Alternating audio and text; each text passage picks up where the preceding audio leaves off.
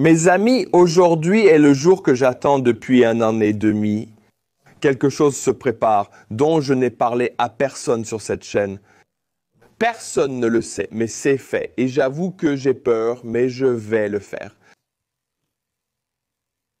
J'ai écrit un livre que sur l'Ukraine, c'est-à-dire que sur chaque mission que j'ai accomplie en Ukraine. Grâce à vos dons, vous avez contribué à 8 de mes campagnes au total pour 1 million de dollars. Et nous avons livré tellement de camions, tellement de drones. Tout est dans le livre. Le livre sort dans quelques jours. Il est prêt. Il est dans les entrepôts. Il vous attend pour être lu. C'est ce que vous avez fait parce que vous avez donné et rendu cela possible. Donc, un des jours de la semaine prochaine, j'annoncerai où vous pourrez l'obtenir. Soyez prêts, mes amis, car c'est toute ma vie durant la dernière année et demie. Tout cela dedans. Tout ce que vous n'avez jamais vu ou entendu sur ma chaîne auparavant. Alors gardez un œil sur ma chaîne la semaine prochaine et allez vous procurer le livre. L'équipe travaille encore dessus. Ce sera prêt la semaine prochaine. Alors, mes amis, pourquoi êtes-vous là? Pour les vraies actualités ukrainiennes. La Russie était censée riposter contre l'Ukraine pour la destruction de la flotte de bombardiers nucléaires. Un tiers de celle-ci, puis pour le pont de Crimée et toutes les autres choses pour lesquelles Poutine voulait riposter. Il voulait utiliser ces missiles Condor dans ce but, car c'est Condor. Ils transportent environ 500 kg d'explosifs. Et ce sont vraiment de mauvaises roquettes. Je veux dire, ce sont des armes vraiment dévastatrices. Mais le fait est que, pour la première fois, l'Ukraine a réussi à détruire 3 lanceurs Iskander juste avant qu'ils ne commencent à lancer. Et ce lancement très précis était censé être la riposte à l'attaque contre le bombardier nucléaire que l'Ukraine a mené en juin. La première, mais d'une manière ou d'une autre, les Ukrainiens ont localisé ces lanceurs et les ont détruits. Les installations Iskander détruites aujourd'hui par l'Ukraine étaient censées faire partie de la riposte russe contre Kiev. Tout cela s'est passé hier, le 5 juin. Que sait-on de ces installations et de l'attaque d'aujourd'hui? Selon des sources ouvertes, chacun de ces complexes transporte 6 missiles, chacun contenant 480 kg d'explosifs. Je veux dire, c'est l'une des plus grandes quantités d'explosifs dans un missile. Pas la plus grande, mais l'une des plus importantes. C'est une arme extrêmement impressionnante et coûteuse. Ces missiles visent des cibles stratégiques telles que des aérodromes et des quartiers généraux.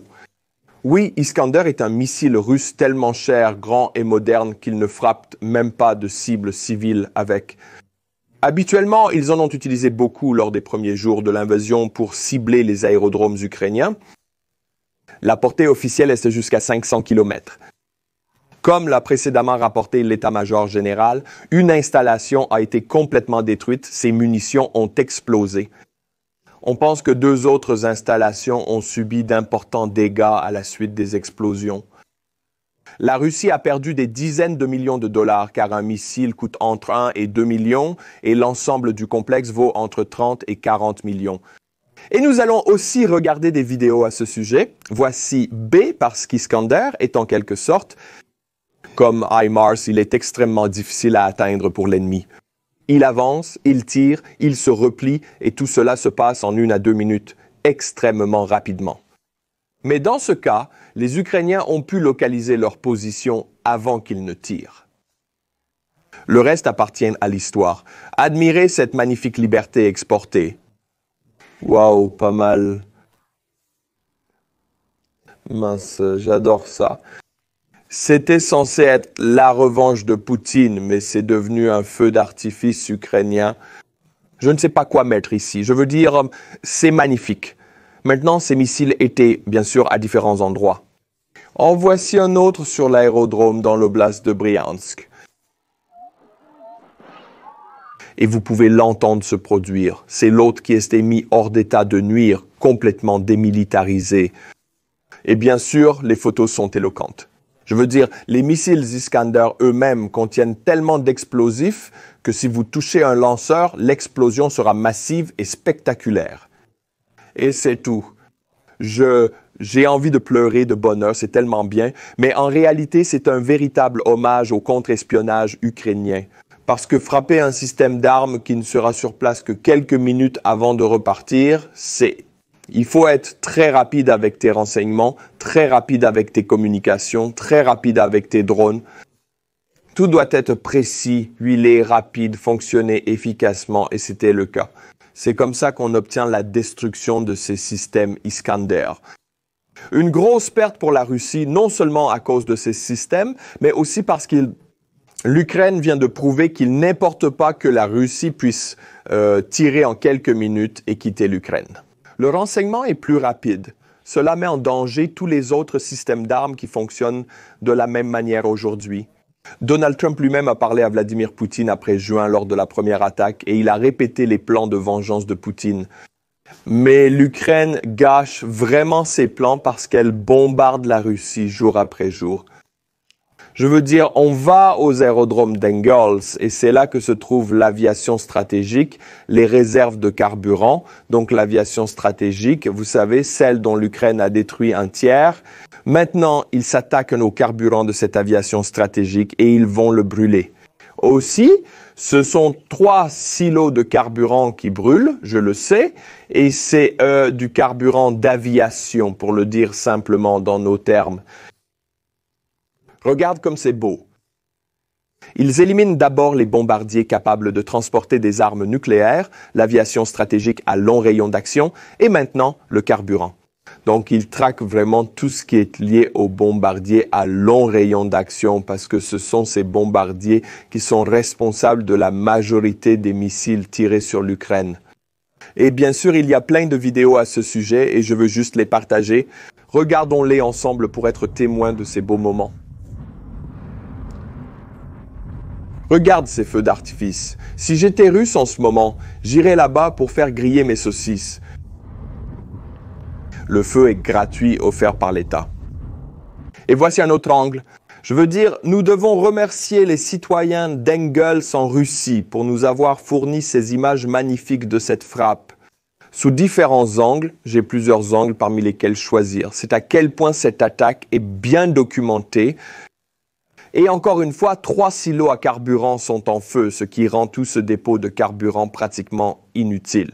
D'ailleurs, Poutine a menacé d'une grande vengeance, comme je l'ai déjà mentionné plusieurs fois, et tout le monde est censé avoir peur du missile eurasiatique. Les Russes en sont tellement obsédés, ils en parlent jour et nuit, ils en rêvent littéralement. Eh bien, maintenant, je dois dire que c'était censé être le lancement du Rechnik que Poutine avait menacé de faire contre l'Ukraine. C'est ma grande revanche. J'ai lancé le Rechnik, mais que se passe-t-il encore une fois? Certains affirment que ce n'est pas le Rechnik, d'autres affirment que ça l'est. Je vous laisse en juger. Mais nous avons des images comme celle-ci venant du Kazakhstan affirmant qu'il s'agit de la vengeance russe. Orechnik, qui s'est désintégré dans l'atmosphère, s'est brisé en 1 million de morceaux. Regardez ça encore une fois. Un magnifique et coûteux feu d'artifice offert par l'État russe au peuple du Kazakhstan. Ceci serait soi-disant l'Orechnik russe, l'arme de vengeance. Le plus modernisé, le plus cher, mais maintenant brisé en 1 million de magnifiques lucioles retournant vers la terre. C'est la revanche de Poutine. Que s'est-il passé précisément avec Orechnik? Pour que des débris tombent dans l'ouest du Kazakhstan, le missile doit être lancé avec ou dévié vers une trajectoire orientale. Probablement dû à une défaillance critique du guidage ou un problème lors de la séparation des étages. Défaillance, changement de trajectoire. Une poussée de météorites, une défaillance de phase ou un raté vers le sud-est pourraient projeter des débris au-dessus de la région de la Volga et jusque dans l'ouest du Kazakhstan, la distance nécessaire pour que les débris atteignent cette zone. Entre 1200 et 1400 km du point de lancement, et il y a beaucoup plus d'informations à ce sujet sur la façon dont cela a pu se produire. Mais le point important, c'est que si c'est Orechnik, si c'est la vengeance de Poutine dont tout le monde parle, y compris Trump pour une raison quelconque, alors c'est un échec massif pour Poutine. Surtout en prenant en compte que nous avons des tonnes et des tonnes de vidéos montrant l'Ukraine frappant maintenant les silos à carburant, frappant tout. Il y a une attaque massive de drones en Russie ce soir. Il y en a eu une. Et maintenant, le missile de représailles de Poutine se désintègre. Donc, vous savez, ce n'est pas très bon pour Poutine. Depuis que je suis enfant, mon père a toujours eu ce vieux portefeuille. Il était vraiment usé et vieux. Je pense qu'il a vraiment besoin d'une vraie mise à niveau et je peux en profiter pour la fête des pères. Il va recevoir le portefeuille Extra Wallet Pro amélioré. Le portefeuille Extra Wallet Pro peut contenir d'1 à 14 cartes différentes et des billets, et il possède un déclencheur en métal pour éjecter les cartes. Conçu pour durer, il a une garantie à vie. Je voulais lui offrir un portefeuille exceptionnel qui ne tomberait pas en morceaux comme la plupart de ceux vendus de nos jours. Mais X, cela venait aussi de ma femme et moi. Nous allons voyager cet été et nous utilisons ce sac de compression de voyage supplémentaire qui triple mon espace de rangement en compressant mes vêtements. Il est fabriqué en nylon anti-déchirure résistant et il est imperméable.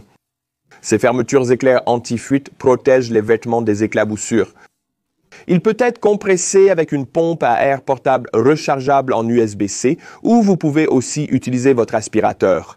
Cliquez sur le lien dans la description ci-dessous pour offrir à votre père le portefeuille Extra Wallet Pro ou pour vous procurer un sac de compression de voyage. Utilisez mon code ARTHURTEN lors du paiement pour obtenir 10 € de réduction sur votre commande. Merci à Extra pour le sponsoring de cette vidéo. Très bien mes amis. Les Ukrainiens ont publié plus de séquences inédites sur l'opération Toile d'araignée de juin. Regardons d'abord les premières images quelques instants. C'est ce camion-là, avec ses petites maisons mobiles à l'arrière, qui transporte en réalité des centaines de drones. Regardez-moi ça, je ne suis qu'une petite maison. Rien de suspect. Regardez-moi ça, je me promène avec cette jolie petite maison, la maison de Bob l'éponge. Et boum, soudainement, il détruit toute une flotte de bombardiers capables de transporter des armes nucléaires. Vous voyez les pneus? Bien sûr, le pneu est très nécessaire. La protection russe contre les drones, ce sont les pneus. Ceci est un Tu-22M, un avion très coûteux. Et nous avons beaucoup d'images. Je ne veux pas tout passer en revue parce que je respecte votre temps. Les liens sont dans la description. Mais il y a tellement d'images qu'on ne peut même pas discuter du nombre d'avions russes détruits. Ah, et regarde ça, un billet de 50 €. Il y en a deux dans cette vidéo, 1, 2. Les deux ont des pneus sur le dessus, bien sûr, parce que c'est la Russie. On met des pneus sur le dessus si on veut le protéger.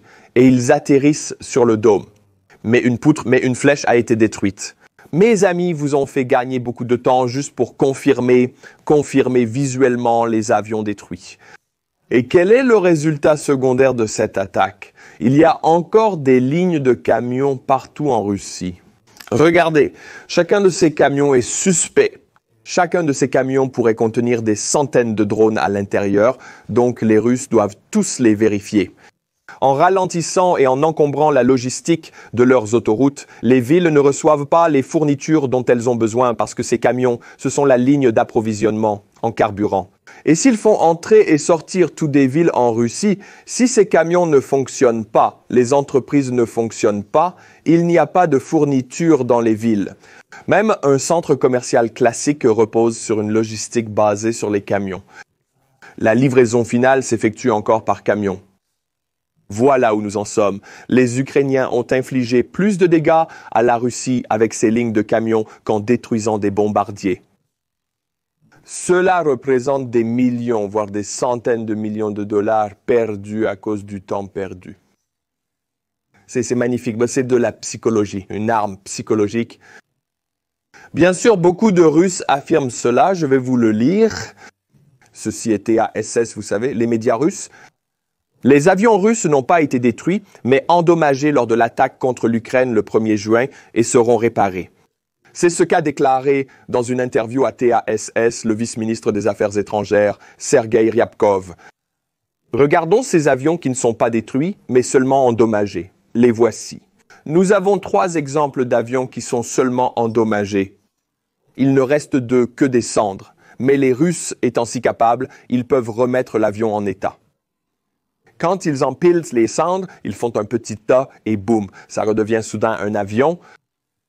C'est de la manière russe, c'est comme ça que ça se passe en Russie, je suppose. Constatez les dégâts, sans destruction totale. Une photo intéressante est d'ailleurs apparue concernant cette mission. Ceci est le Panzer-S, un système de défense aérienne à courte portée qui se trouve ici pour une raison très précise. Pour protéger les avions russes les plus chers capables de transporter des armes nucléaires. Et juste à côté, l'avion russe capable de transporter des armes nucléaires, le plus cher a été réduit en cendres. Je vous laisse tirer vos propres conclusions. Maintenant, mes amis, je veux vous présenter le russe. Les forces spéciales uniques. Elles sont vraiment uniques. Regardez ça. Cette unité d'assaut est en première ligne. Ceci fait partie de leur assaut à moto, mais c'est un tricycle. C'est celui que les baleines terrestres américaines utilisent habituellement. Quoi? C'est parti pour la victoire, Bliat. Le signal fonctionne aussi.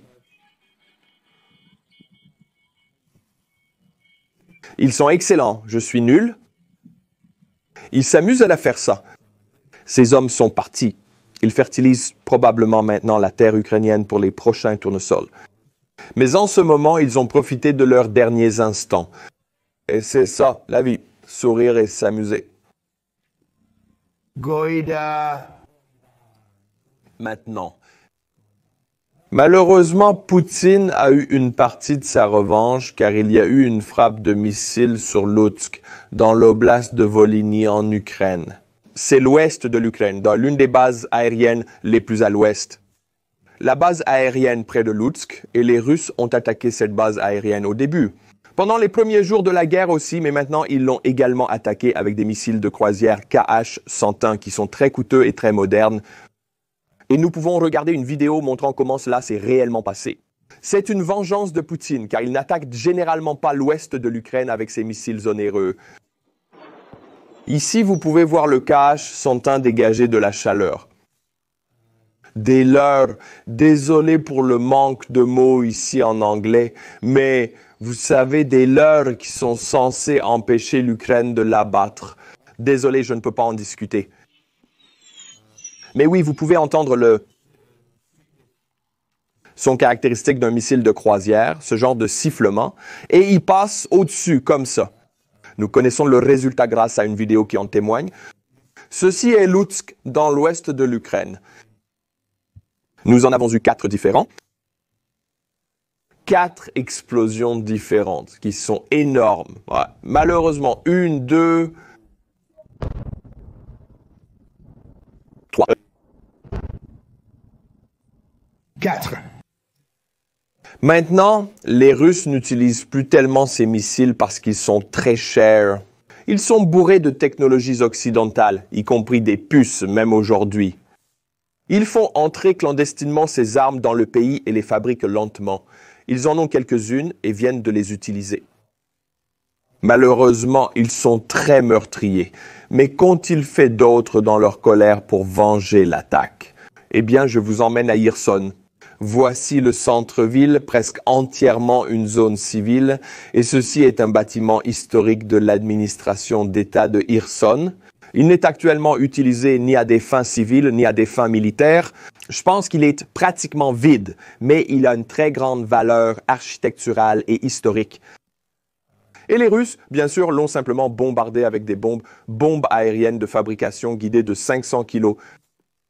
Environ 4 d'entre elles sont tombées sur le bâtiment. C'est simplement de la colère et de la destruction. Je veux dire, tout ce qu'ils voulaient, c'était obtenir cette séquence parce que c'est un drone vu à la première personne russe qui filme la destruction de ce bâtiment. Il n'y a rien à en tirer. Cette loi, corrigez-moi si je me trompe.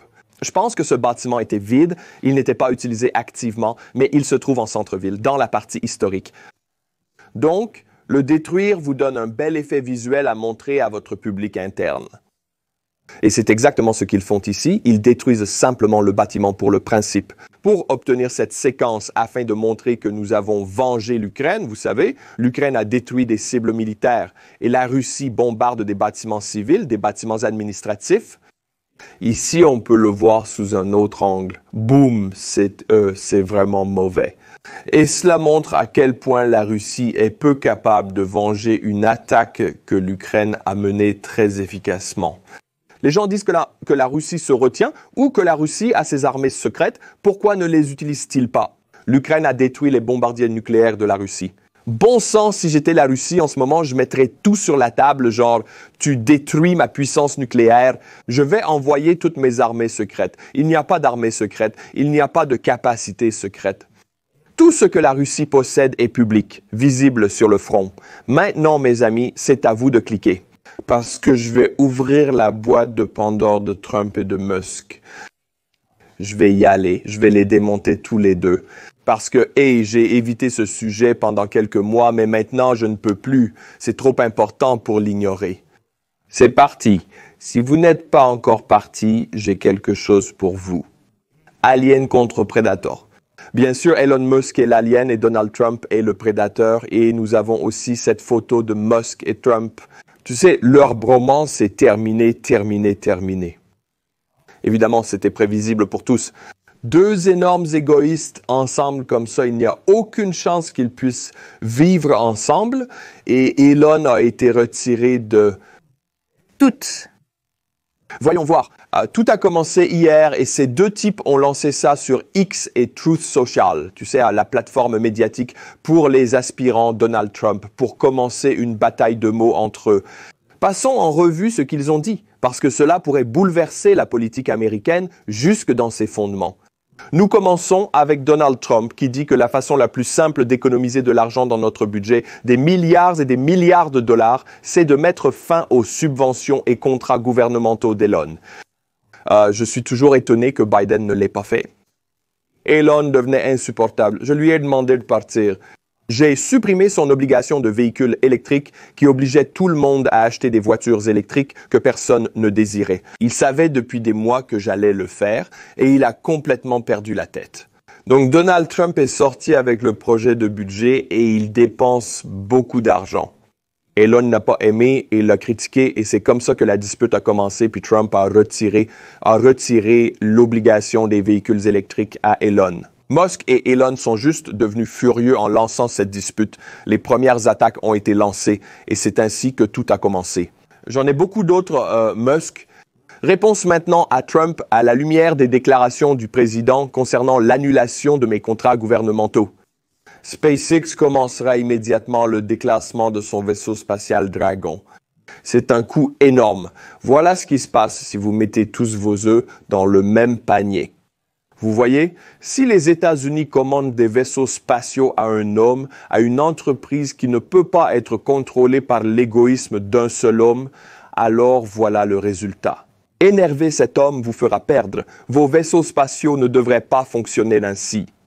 Rien de tel ne pourrait arriver à la National Aeronautics and Space Administration, mais chez SpaceX, Elon contrôle tout. Mais ce n'est pas tout, d'ailleurs. Musk va encore plus loin en disant « Sans moi, Trump aurait perdu les élections. Les démocrates contrôleraient la Chambre et les républicains seraient 51 contre 49 au Sénat. » Quelle ingratitude! Je ne comprends pas cette obsession du merci aux États-Unis. Tu l'as dit? Quelle ingratitude! En Europe, on ne dit pas merci pour ce genre de choses. Allez, vis ta vie. Aux États-Unis, ils veulent de la gratitude pour tout. C'est sans doute une différence culturelle que je trouve étrange. Et Musk va même encore plus loin. Et c'est le plus important. C'est la bombe nucléaire et la destruction en politique. Il est temps de lâcher la très grosse bombe. Le vrai Donald Trump figure dans les dossiers Epstein. C'est la vraie raison pour laquelle ils n'ont pas été publiés. Bonne journée, Donald J. Trump. Boum. Et après cela, Trump a tenu l'une des très rares conférences de presse où il accepte réellement de répondre aux questions. Mais ce qui était rare à ce sujet, désolé, c'est qu'il n'a pas répondu aux questions sur Musk. Il est resté silencieux, ce qui est rare pour Trump, habituellement très bavard.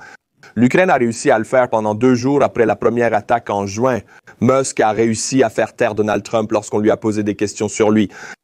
Très peu de personnes sont capables de faire taire Trump.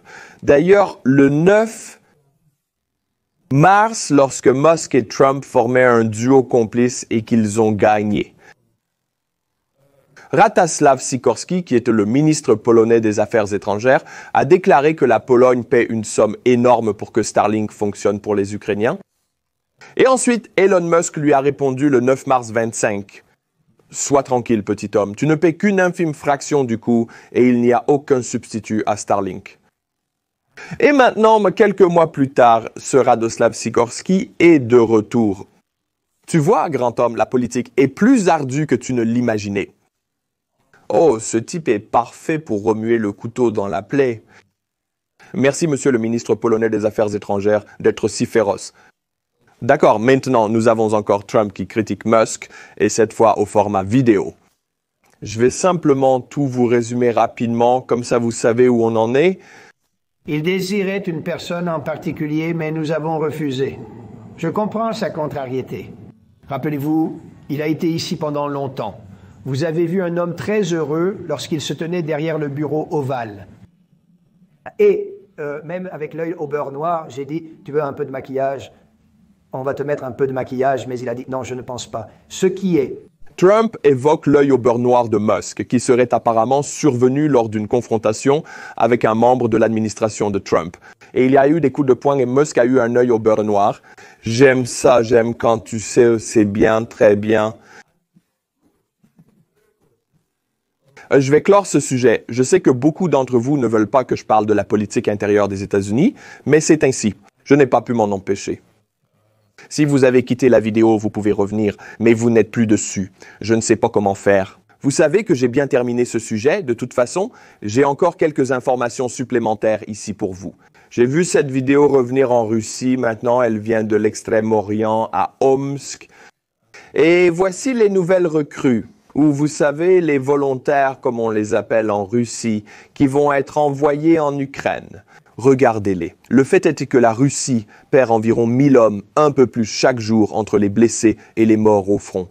Ici, il y a environ 100, peut-être 200 hommes. Donc ce n'est qu'un cinquième de ce qui part chaque jour. Donc je dirais que cela représente environ 4 ou 5 heures de pertes russes au front, cette quantité. Si vous la voyez visuellement, c'est glaçant. Ce nombre d'hommes blessés et tués toutes les 5 heures. Cette vidéo devient longue. Mes amis, je ne veux pas prendre trop de votre temps, donc c'est la dernière information, mais elle est très importante. Ceci est un soldat russe qui a filmé une vidéo à Kino, dans l'oblast de Kursk. Et les sous-titres sont vraiment mauvais, donc je ne vais pas regarder la vidéo avec vous. Mais vous allez découvrir ce qui s'est passé. Un soldat russe rapporte que les forces ukrainiennes ont percé jusqu'au centre, encerclant au moins 2 compagnies russes. Dans un cercle qui se resserre, il admet ce que tous craignent. L'aviation ukrainienne, l'artillerie et les drones vus à la première personne frappent sans arrêt. Et maintenant, je vais vous lire un rapport russe provenant d'une chaîne Telegram russe, la chaîne Nord. Un chaos local a commencé à Diotkino. Il semblait que tout allait s'arranger, que peut-être les bonnes décisions seraient prises. Mais non, Diotkino est pratiquement encerclé. Les huiles, ce qui est un très mauvais mot, des Russes aux Ukrainiens, ils ont un contrôle total sur les horaires logistiques. Et ce sont principalement des parachutistes du 56e régiment aéroporté. Les unités rattachées et un plus petit nombre de combattants des forces spéciales ont été complètement encerclés. Ils refuseront la permission de partir. Ça, c'est une traduction directe. C'est pour ça que c'est un peu étrange. Il est impossible d'approcher les combattants, que ce soit à moto ou à vélo. C'est très étrange même qu'il mentionne un vélo. Jusqu'à présent, j'ai vu des motos, des trottinettes électriques et même des ânes, mais pas beaucoup de vélos ordinaires. Ce qui confirme maintenant qu'ils le font. À Diotkino, il y a des tentatives d'envoyer des renforts avec des munitions et des provisions alimentaires à pied. Mais cela signifie que 2 ou 3 personnes mourront avant même d'atteindre la zone de combat. Quelques parachutistes Doja. Et ce sont 2 compagnies. Environ 60 personnes tiennent encore depuis la dernière fois. Ils ne vont pas se rendre, donc oui, environ 2 compagnies. Mais il y a déjà beaucoup de blessés signalés par les Russes eux-mêmes dans la poche qui est en train d'être